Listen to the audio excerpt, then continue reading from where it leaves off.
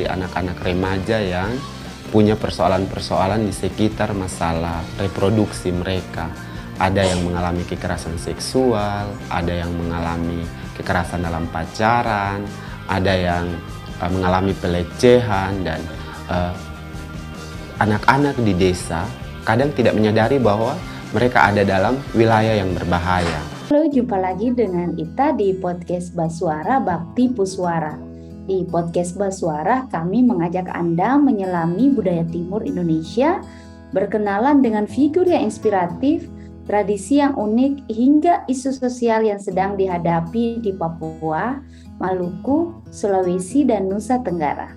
Bersama Bakti, mari memahami KTI dengan seksama. Nah, di podcast Basuara kali ini kami menghadirkan anak muda dari Kupang. Beliau adalah Mariana Yunita Hendriani Opat, atau yang akrab disapa Kak Tata. Halo Kak Tata. Halo Kak Ita, selamat datang. Selamat datang juga nih. Ya, selamat datang untuk teman-teman yang sudah mau mendengarkan podcast Basuara dan juga mungkin akan nonton di YouTube dari Yayasan Bakti. Nah, Kak Tata ini adalah founder dari Tenggara Youth Community atau Tenggara NTT. Nah, Tenggara Youth Community ini merupakan sebuah komunitas remaja dan anak muda yang fokus pada isu kesehatan seksual dan reproduksi anak dan remaja, terutama di Kota Kupang, Nusa Tenggara Timur. Nah, sedikit pengantar mengenai podcast kita kali ini bahwa karena baru-baru ini BKKBN menyebutkan bahwa 3 risiko yang dihadapi oleh remaja diantaranya adalah seksualitas, HIV/AIDS, serta nafsa. Salah satu penyebabnya adalah kurangnya pengetahuan tentang kesehatan seksual dan kesehatan reproduksi. Nah, bagaimana Tenggara NTT mendorong kesadaran kita bersama bahwa kesadaran reproduksi merupakan suatu yang mutlak untuk diketahui oleh remaja masa kini dan bukan lagi sesuatu hal yang tabu untuk dibicarakan. Nah, kita akan mengulas lebih jauh apa yang dilakukan oleh teman-teman di Tenggara NTT. Kak Tata, terima kasih loh sebelumnya sudah hadir di podcast Basuara di tengah kesibukannya sehari-hari. Kami minta untuk jadi narasumber, memberikan inspirasi dan cerita pembelajaran kepada teman-teman kita semua di kawasan timur Indonesia. Terima kasih juga buat Kak Ita nih dan teman-teman dari Yayasan Bakti yang sudah ngundang. Semoga hari ini sharingnya bisa menginspirasi ya Kak untuk teman-teman khususnya kawasan timur Indonesia yang dengar cerita soal Tenggara. Nah, Kak Tata, di awal-awal ini mungkin kita untuk memperkenalkan diri dulu, siapa Kak Tata dan apa perannya di dalam Tenggara NTT ini. Silahkan. Oke Kak Ita. Jadi halo sekali lagi untuk teman-teman. Nama saya Mariana Yunita Hendriani Opat, cukup panjang, tapi bisa dipanggil Tata saja biar lebih pendek. Saat ini stay-nya di Kota Kupang, Nusa Tenggara Timur, dan aktif di komunitas namanya Tenggara NTT. Nah, Tenggara sendiri itu sebenarnya adalah singkatan dari tempat gabungnya Gerakan Remaja, sebuah komunitas yang dibangun sejak tahun 2016 yang fokus ke isu hak kesehatan seksual dan reproduksi. Kalau bicara soal Tenggara sebenarnya sangat menarik karena kalau ditanya soal kok bisa ada Tenggara, lahirnya bagaimana kayak gitu. Kita selalu menjawab bahwa Tenggara itu lahir dari keresahan. Jadi tidak hanya keresahannya saya, tapi juga keresahan dari teman-teman yang ada di Kota Kupang terkait dengan isu hak kesehatan seksual dan reproduksi. Beberapa anggota dari teman-teman Tenggara itu juga adalah penyintas dari kekerasan seksual. Kita merasa bahwa perlu ada wadah yang dibangun oleh teman-teman muda untuk orang muda lainnya yang concern ke isu ini, karena kita melihat selama ini belum ada nih pendidikan seksualitas yang cukup komprehensif yang ada di Kota Kupang, dan sebenarnya itu juga mungkin terjadi di kota-kota atau daerah-daerah lainnya. Tata, mengapa memilih isu kesehatan hak seksual dan isu reproduksi? Mengapa ini penting untuk disuarakan oleh teman-teman Tenggara NTT? Kami selalu berpikir bahwa hak kesehatan seksual dan reproduksi itu sebenarnya adalah dasar dari hak asasi manusia. Jadi kalau misalkan teman-teman bisa mencari, teman-teman pasti sering mendengar slogan bahwa sexual rights it's human rights. Dan kami berpikir bahwa sebenarnya pendidikan seksualitas yang komprehensif yang dimulai dari rumah itu punya dampak yang sangat baik dan sangat luas untuk teman-teman remaja. Orang-orang mungkin berpikir bahwa pendidikan seksualitas itu hanya sekedar membahas soal organ reproduksi di laki-laki dan perempuan itu bentuknya seperti apa, fungsinya seperti apa. Tapi lebih luas soal itu. Bagaimana kemudian anak dan remaja yang mendapatkan pendidikan seksualitas komprehensif itu mereka sadar atas hak tubuhnya mereka punya pilihan atas tubuhnya mereka, kemudian mereka punya cara dan lebih respect kepada apa yang ada di tubuh mereka, juga respect kepada apa perubahan seksualitas dan reproduksi yang dialami oleh orang lain. Dan kita juga tahu ada banyak sekali kasus kekerasan seksual, diskriminasi berbasis gender, yang sebenarnya itu kalau misalnya teman-teman remaja dapat pendidikan seksualitas yang komprehensif, itu bisa dihindari kayak gitu.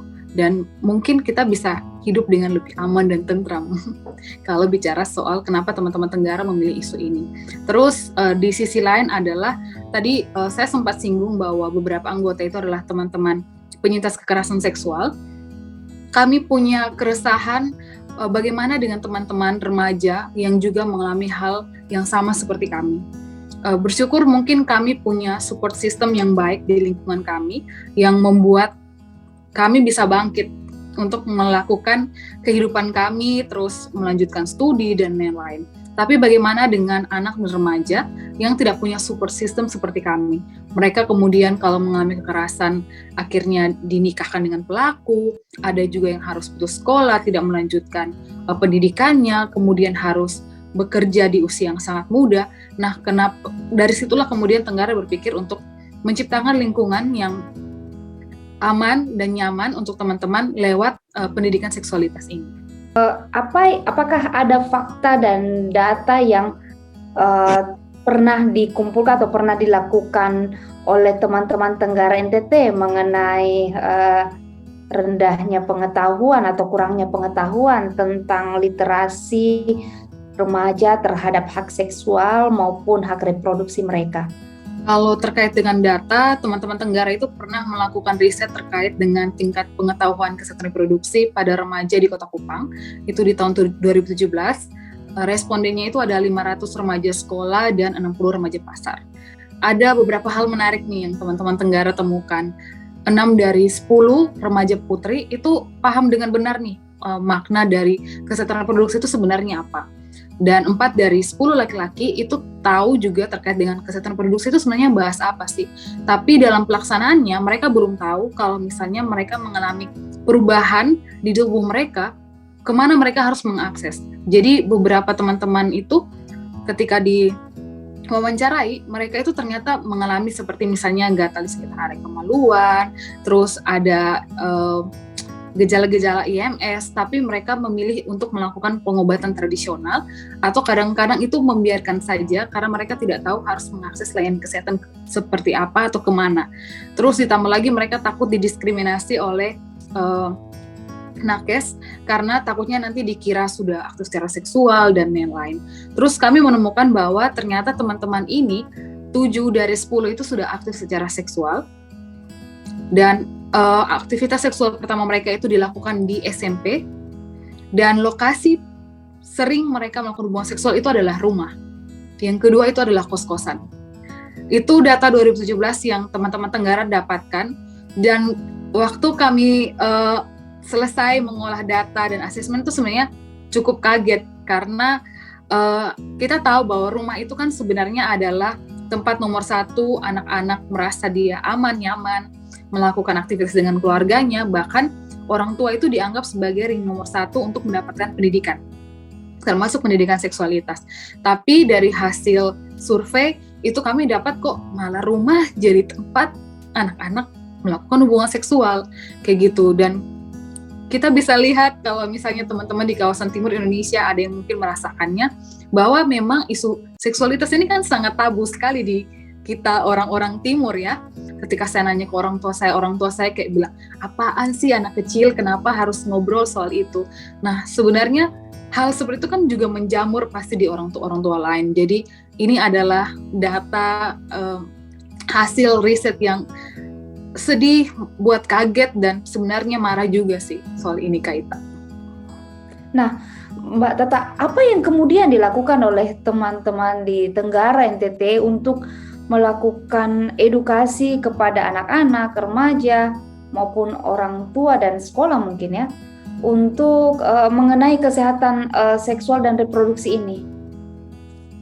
Yang teman-teman Tenggara lakukan memang kebanyakan adalah berkaitan dengan edukasi.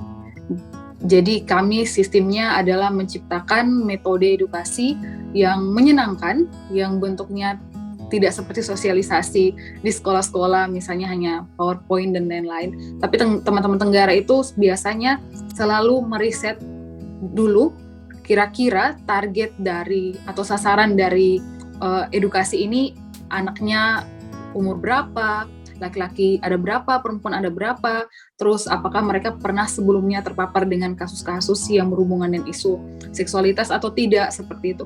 Kemudian dari hasil riset itu baru nanti ditentukan metodenya seperti apa. Jadi ada guidelines, international technical guidelines untuk pendidikan seksualitas komprehensif, itu yang dikeluarkan oleh teman-teman UNFPA, yang dipakai oleh teman-teman Tenggara. Jadi memang pendidikannya diberikan sesuai level umur dan kebutuhan. Jadi mungkin ada beberapa orang yang kayak takut. Jadi pakai guideline itu, misalnya anak-anak dijelaskan dulu nih soal, oke, di tubuh kamu itu selain kamu punya hidung, punya mata, punya telinga dan kaki tangan, kamu punya organ lain yang fungsinya untuk ini. Namanya yang benar adalah ini, cara merawatnya seperti apa. Terus itu naik ke tingkatan soal pubertas, tingkatan ke soal kehamilan, soal relasi, dan lain-lain kayak gitu. Dan biasanya tekniknya itu selalu dibuat menarik. Jadi kami selalu kepingin ada komunikasi dua arah antara kami dengan target dari edukasi seksualitas ini. Karena kami merasa bahwa kami juga belajar sesuatu dari teman-teman yang kita tahu bahwa mengalami proses seksualitas dan reproduksi yang berbeda-beda. Jadi pasti selalu menyenangkan. Jadi dan selalu melibatkan orang tua maupun pendamping, karena Tenggara itu selalu menganggap bahwa edukasi seksualitas itu seperti bentuk segitiga. Jadi di setiap sudutnya itu ada anak dan remaja, ada orang tua atau pendamping dan guru. Kalau misalnya edukasinya cuma ke anak, tidak ke orang tua dan pendamping, takutnya ketika pulang anak ngajak ngobrol ke orang tua soal pendidikan, orang tua bilang, apa sih, kamu kan masih kecil, mama lebih tahu soal ini dan lain-lain. Jadi selalu berharap bahwa bisa menjangkau ketiga sudut itu supaya perspektifnya sama-sama benar nih soal pendidikan seksualitas yang komprehensif ini. Dan yang jadi salah satu advokasi teman-teman Tenggara itu adalah juga mendekatkan layanan kesehatan ini ke teman-teman remaja. Memang di beberapa puskesmas itu sudah ada puskesmas ramah remaja, hanya yang menjadi kritik dalam tanda kutip ya Kak, itu adalah layanannya itu dibuka ketika teman-teman ini masih berada dalam sekolah, di jam sekolah kan bukanya. Sedangkan menurut kami mungkin sebaiknya layanan itu bisa dibuka sampai sore atau dibuka sejak sore. Kemudian bagaimana bisa ada peer counselor atau teman-teman yang sebaya yang bisa diambil dari komunitas atau anak muda yang dilatih untuk memang menjadi gate atau pintu depan untuk menerima teman-teman remaja ini. Karena dari pengalaman teman-teman Tenggara, lebih enak dan dekat memang kalau ngobrol, kalau misalnya mereka tahu kita sama umur atau sebaya gitu, daripada kalau diintervensi sama orang tua. Apalagi sekarang kan banyak tuh Kak yang bahas-bahas soal kesehatan seksual dan reproduksi di TikTok. Tapi itu dengan cara yang malah membuat kesan seksualitas itu adalah pornografi kayak gitu. Jadi tugas besar dan PR. Nah, untungnya kan teman-teman Tenggara tidak adalah satu-satunya komunitas yang ada di NTT dan juga tidak di Indonesia. Jadi kami bergabung di satu wadah yang besar namanya Community of Practice. Jadi di situ saling gencar dan saling mendorong nih membagi konten-konten menarik terkait dengan seksualitas. Apakah ada juga pendekatan kontekstual yang dilakukan oleh teman-teman di Tenggara NTT, khususnya terlebih kepada pendekatan budaya dan agama yang mungkin yang tadi sempat Mbak Tata sampaikan bahwa itu masih tabu untuk dibicarakan. Bagaimana tanggapan Kak Tata tentang ini? Jadi kalau pendekatan kontekstual, Tenggara itu pendekatannya selalu berbasis pendekatan lokal, karena teman-teman Tenggara itu kalau misalnya dipersentasekan sasarannya, sebenarnya sasaran kita ke sekolah itu cuma 10%, tapi 90% itu ada di rural area. Jadi kita menyasar teman-teman di komunitas ataupun di desa yang menurut kita akses mereka ke pendidikan seksualitas itu masih sangat minim, bahkan absen, tidak ada sama sekali. Dan kebetulan nih karena saya join di project inspirasinya Yayasan Bakti dengan Union Aid, itu salah satu project yang ingin saya lakukan itu sebenarnya adalah punya modul terkait dengan pendidikan seksualitas komprehensif yang basisnya ada lokal. Jadi teman-teman di komunitas dan desa itu bisa pakai modulnya untuk mengajarkan soal pendidikan seksualitas. Jadi bisa diaplikasikanlah di tingkat lokal. Kalau bicara soal agama juga ini menarik, Kak. Karena kami pernah dapat beberapa tantangan nih, kayak ketika diajak untuk ngobrol soal seksualitas di gereja, mereka selalu punya ketakutan mengajarkan sesuatu yang tidak diajarkan oleh Alkitab atau melanggar aturan agama. Jadi teman-teman Tenggara itu sebenarnya lebih fleksibel.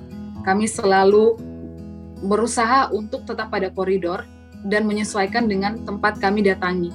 Sekarang apa hal-hal yang dirasa yang membanggakan dari kerja-kerja yang dilakukan oleh teman-teman di Tenggara NTT ini? Kalau yang membanggakan dan melegakan selama proses dari 2016 sampai sekarang itu adalah rasa keingintahuan teman-teman remaja dan orang tua atau pendamping ke isu seksualitas itu semakin tinggi. Kayak dulu acuh tak acuh, tapi sekarang kayak lebih aware gitu kan, Kak. Dan itu bisa dilihat dari kayak dulu kan Tenggara nih yang selalu jemput bola, kayak kunjungan ke satu komunitas, ketemu orang, terus kayak, halo kami dari Tenggara, bahas isu ini, terus mengajak untuk mau tidak sih kita ngobrol soal ini. Tapi sekarang tidak harus menjemput bola, kami malah diminta kayak, Kak bisa sharing soal ini tidak, dan lain-lain kayak gitu. Jadi itu hal yang sangat menyenangkan dan menurut kami itu pencapaian ya, bagaimana teman-teman mulai sadar. Apalagi inisiasi itu bukan datang dari orang tua, tapi dari anak muda dan remaja yang mulai aware nih soal kesehatan reproduksinya mereka sendiri. Gitu. Kata apa mimpi yang ingin dikerjakan oleh teman-teman di Tenggara NTT? Kalau soal mimpi kami adalah sebenarnya menjadi salah satu organisasi ya Kak, tidak jadi komunitas, biar jangkauannya bisa lebih luas, terus kerja teman-teman relawan jadi lebih serius dan kayak mereka punya benefit lah, sudah bekerja hampir 7 tahun di Tenggara, kayak gitu. Misalnya Tenggara bisa jadi tempat yang memberi sesuatu juga untuk teman-teman relawan. Yang kedua, mimpi yang dicita-citakan itu Kak, kami punya modul. Memang banyak organisasi yang punya modul terkait dengan kesehatan reproduksi, tapi kami merasa kami perlu punya modul sendiri dengan konteks kelokalan yang kami temui di Nusa Tenggara Timur atau di Pulau Timur ini, yang menurut kami akan lebih cocok digunakan dan lebih mudah diaplikasikan oleh teman-teman di level komunitas maupun di desa kayak gitu. Nah, Kak Tata, kita sudah sampai nih di penghujung podcast Basuara. Mungkin ada pesan-pesan khusus buat para pendengar podcast Basuara di luar sana yang ingin Kak Tata sampaikan? Dan bagaimana caranya jika ingin bekerja sama atau memberikan dukungan buat teman-teman di Tenggara NTT?